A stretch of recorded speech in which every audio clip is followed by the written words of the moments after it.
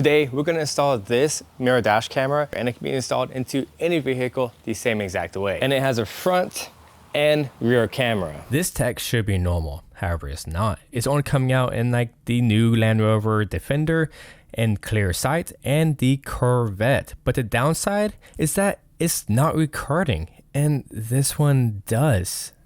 This powers the unit, this gives it GPS, this is the SD card, give it storage, and this gives you the backup camera. Then we have a button up here to turn it off and on, and microphones, as well as the front camera. Let's install the memory card.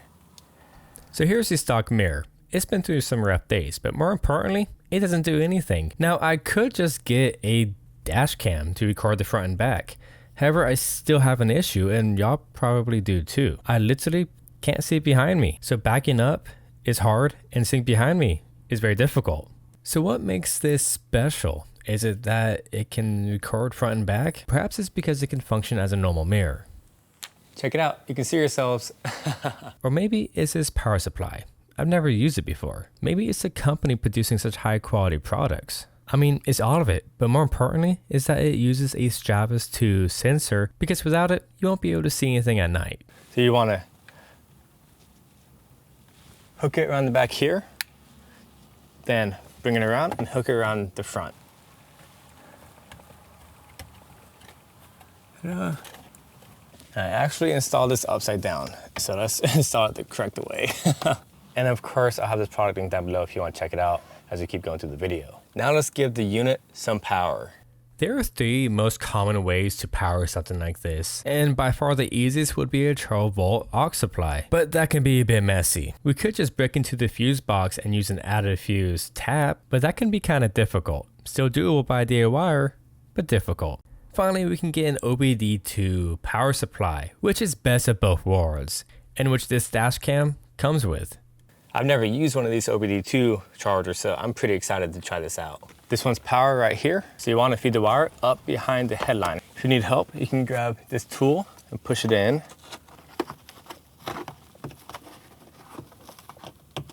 Quick PSA, this has an airbag, so you want to route it over or all the way down and under. You do not want to cross it. That's bad for the safety of you. You want to give it some slack around the corners because it'll be wedging in places it's not used to being wedged. So down this gasket, our OBD2 port will be right down here. So we need to route it over there. Most OBD2 ports will be right down here. There you go.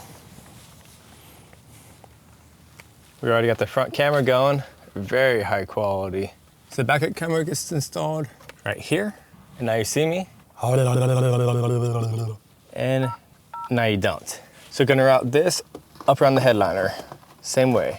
But instead of going down, I'm going up and around, just like that. Now in your car, you're probably gonna have a lot more interior pieces going all the way back.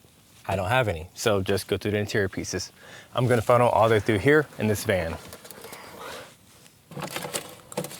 More than long enough for this van. Real steep on that one. Okay, now I need to come over here.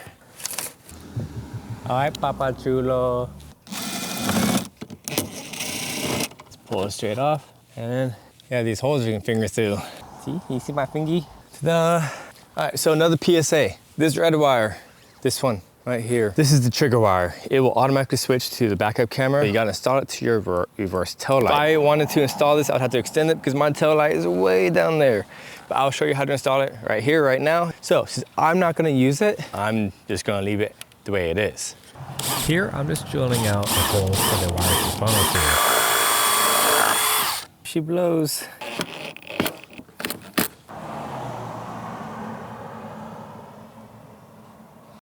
Oh, and this is the GPS, and it's as easy as plugging it in on top of the unit, and this is where I installed it, on the top left of my windscreen. It's pretty easy. This thing is awesome. I'm so impressed with it. Tap the screen, go home, you can go to system settings. I've already turned off touch sound, so if you want it on, it's upside down. So in order to change that, we need to go to home, camera settings, rear view options, and go on mirror and flip, and now it's perfect. But first we need to, before we do anything else, we need to format the SD card. So format it. Formatting. Now it's recording. Now I find this part very important, something that my CCTV system does not have. Press this lock button right here. It will lock that video from being deleted. We go home, File Explorer, and we can see all the videos. This is the locked video, EMR, emergency I'm assuming. I'm sure you want to see some footage. So here's some footage during the day and you can clearly see these license plates going by. So check it out, you can see the license plate. And their footage is also pretty dang great. It's now nighttime and it's doing exactly what I'd expect. I can see everything going on. And it also has great footage at night from the front as well, even with my pretty cruddy windshield. Security should be important no matter what you drive because people cause crashes for anything for loss. Anyways, this will be linked down below for your convenience. This is Chris, always appreciate and respect another. I'll see you next time.